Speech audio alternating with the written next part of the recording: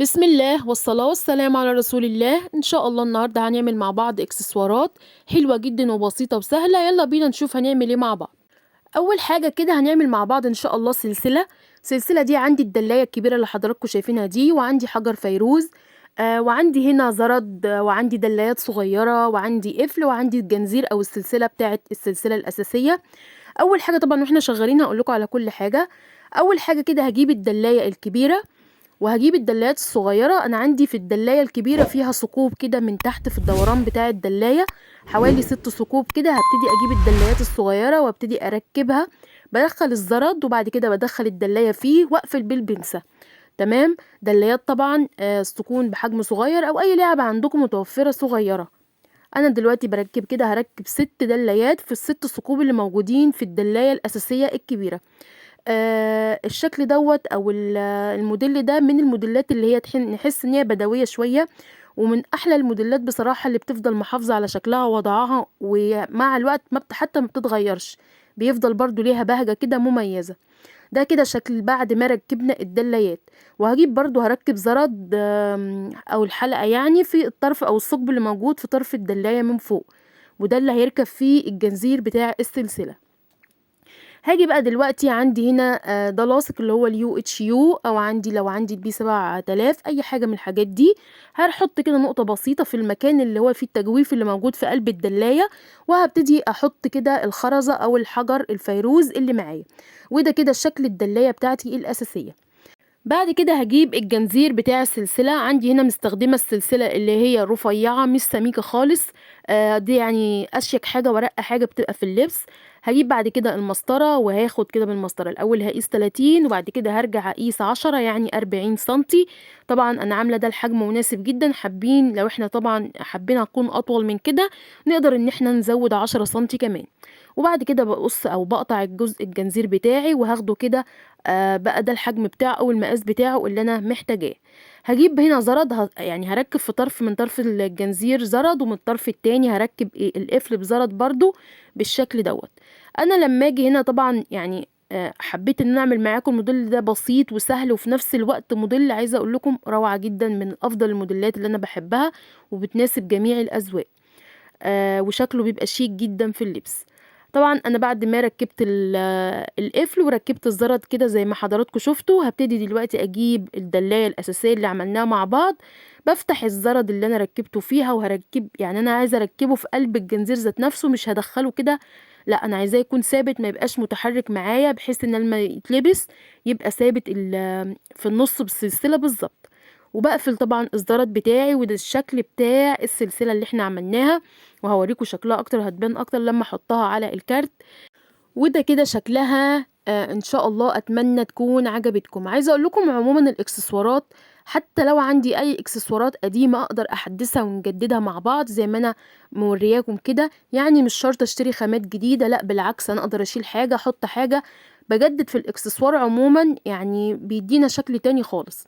ده كده الشكل النهائي للسلسلة، حاجة كده ما شاء الله رقيقة جدا وقيمة جدا، وفي نفس الوقت زي ما قلت لكم الموديل ده ما بيتغيرش وبيبقى روعة جدا في اللبس. اتمنى يكون عجبكم.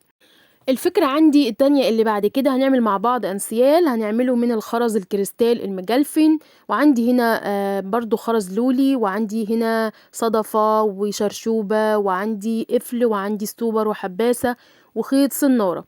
طبعا وانا شغالة هقول لكم على كل حاجة. اول حاجة كده هجيب المسطرة، هاخد خيط الصنارة هقيس بمقاس 15 سنتي، وال15 سنتي دول هطبقهم دبل على بعض. يعني هخليه بدل ما تبقى طرف واحد هيبقوا طرفين. بعد كده هبتدي طبعا ايه، يبقى انا كده معايا ال15 طبقتهم على 2.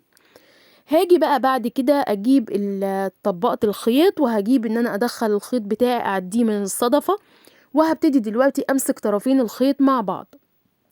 عايزة برضو هنا ابتدي هجيب، انا قلت لحضراتكم مستخدمة خرز مجلفن كريستال اسود مقاس 4، وعندي لولي ذهبي مقاس 1. وهبتدي ان انا الضم خرزة وخرزة لحد ما اخلص. عايزة الضم 11 و11. انا عاملة العدد دوت بالنسبة للمقاسات اللي انا عاملاها. لو هنعمل بنوع اي نوع خرز تاني، لو الخرز بتاعي كبير يبقى انا اقلل في العدد شوية عشان ما تبقاش كبيرة معاكم.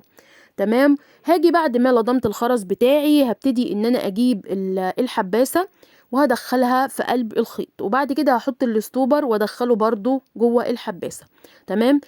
قلنا الستوبر دوت قلت لحضراتكم قبل كده دي عبارة عن خرزية صغيرة جدا معدن قابلة للتاني او للتطبيق ان انا اقدر اطبقها بالبنسة. فدي بتبقى زي حاجة بتمسك لي كده الخيط اللي انا مركبة فيه الخرز، بتضمني اللي هي ما تفكش معايا.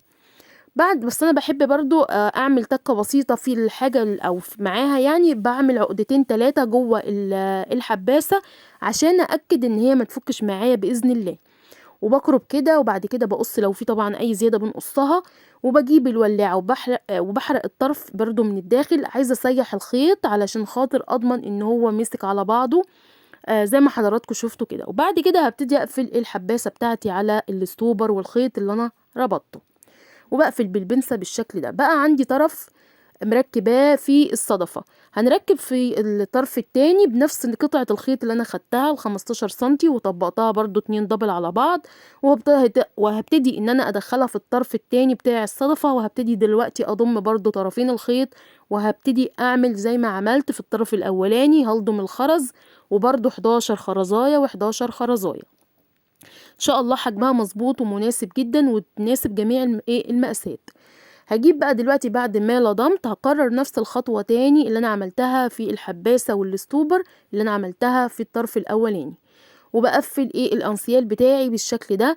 طبعا لو احنا حابين او ما عندناش الصدف، او مثلا حابين نعمل اي شكل تاني غير الصدفة، اي لعبة او دلاية متوفرة عندكم اقدر ان انا اشتغلها او احطها مكان الصدفة.